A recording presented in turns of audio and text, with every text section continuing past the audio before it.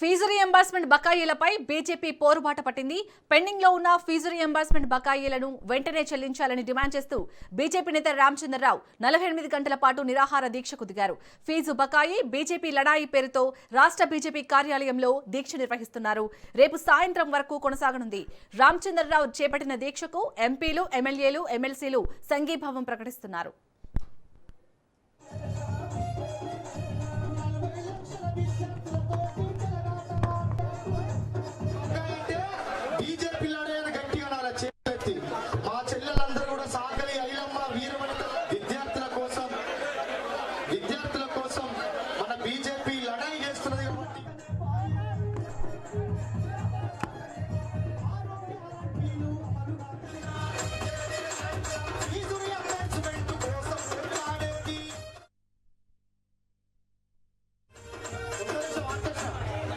తల్లి ఇక్కడికి వచ్చినటువంటి మా చెల్లెళ్ళు తెలంగాణ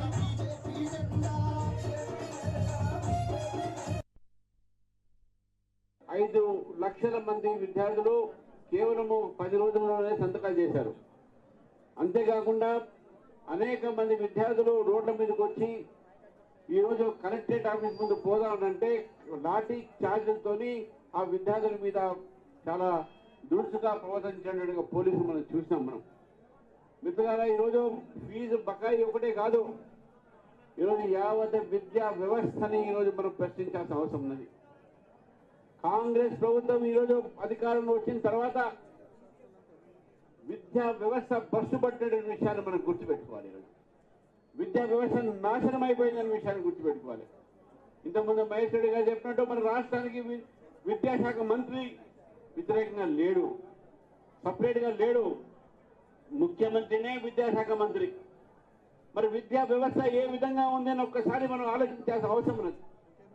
మొన్న మాట ఉస్మానియా విశ్వవిద్యాలయానికి వెళ్ళాడు, 1000 కోట్లు ఇస్తానని చెప్పాడు. 6 నెలలు అయిపోయింది, ఒక్క 1000 రూపాయలు లేదు అక్కడ. అంతేకాకుండా ఈరోజు రాష్ట్రంలో బీఆర్ఎస్ ప్రభుత్వం అయ్యేప్పటికీ 8 కోట్లు, దాదాపు 8,000 కోట్ల బకాయిలు ఉండే విద్యార్థులకు. సరే, కొత్త ప్రభుత్వం వచ్చింది, వాళ్ళ నేత రాహుల్ గాంధీ వచ్చి ఇక్కడ యువ గ్యారంటీలో మాట్లాడుతూ విద్యార్థులకు ఫీజు బకాయిలు ఇస్తా అని చెప్పడం జరిగింది. ప్రజలు నమ్మారు, విద్యార్థుల తల్లిదండ్రులు నమ్మారు. ఆ ప్రభుత్వం బీఆర్ఎస్ ప్రభుత్వం మోసం చేసింది. వీళ్ళైనా సరైనటువంటి పద్ధతిలో విద్యార్థులకు ఇస్తారు, బకాయిలు ఇస్తారని చెప్పి అనుకున్నాం. కానీ దురదృష్టవశాత్తు ఈ ప్రభుత్వం కూడా ఫీజు బకాయిలు ఇవ్వలేదు. 5 లక్షల